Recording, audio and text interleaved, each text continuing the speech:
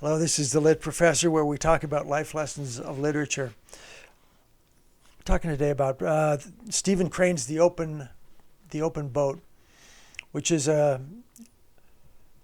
great classic story, and it's about the setting. The setting is you've got basically it's post shipwreck. You've got an open boat out there.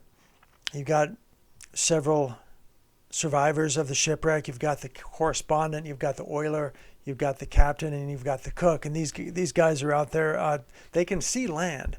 The only problem is there's a violent reef and violent surf that they have to get through in order to get to land. And so the closer they get to land, the more likely they are to basically getting killed by the surf. It's very risky.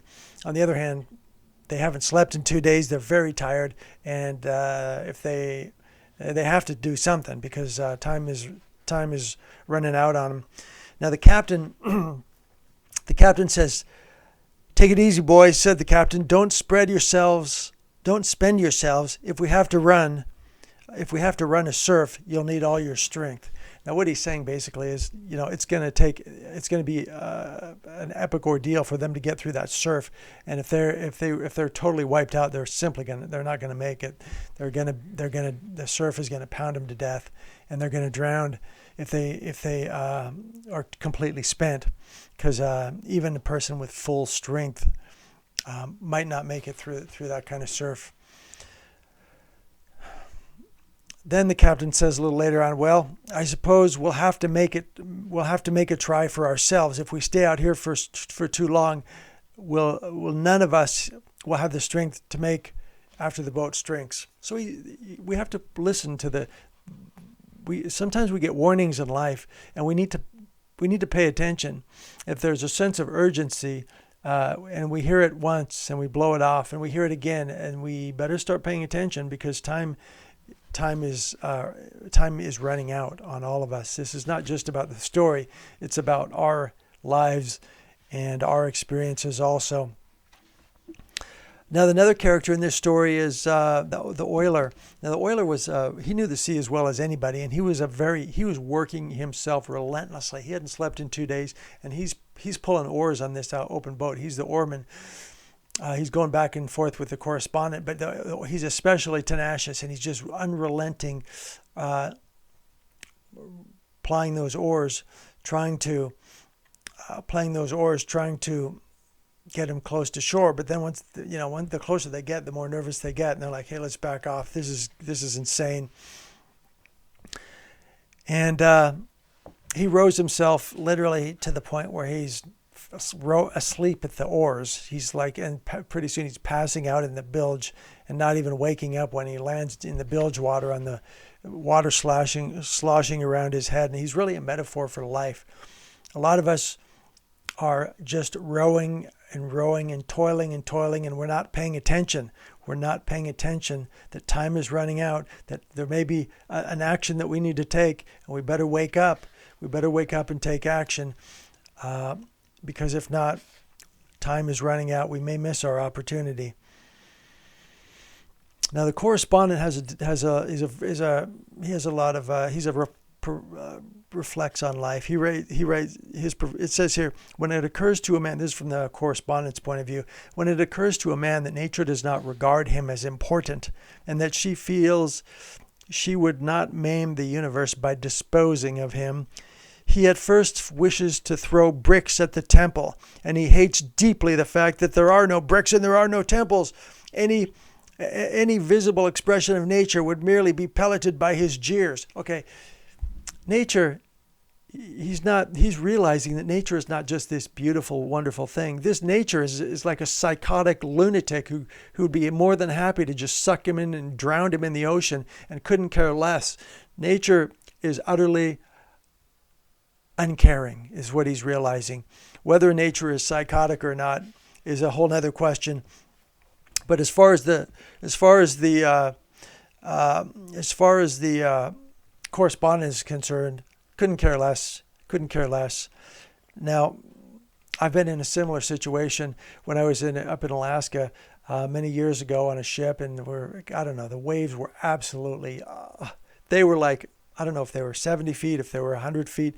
They were awe-inspiring, and the distance from trough to trough, was not very far. So, as a ship goes down in those troughs and rises up over the top of those waves, there's bending this is an old World War II ship conversion, and so it bends as the ship is taking these waves. There's this bending, and these ships are known for just snapping in half like this, just.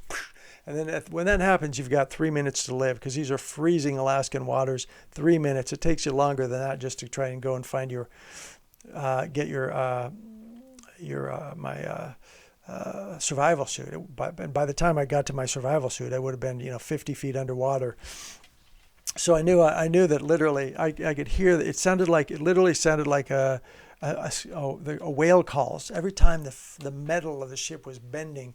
It was eerie. It was like these whale calls, and I'm just wondering, is it going to die? And I'm sitting there. I'm like a young guy at that time, and I'm going, this is all my life is worth. This is it. I could literally just be crab food within 5 minutes. I'd be down at the bottom of this ocean, in freezing temperatures. I'd be like this.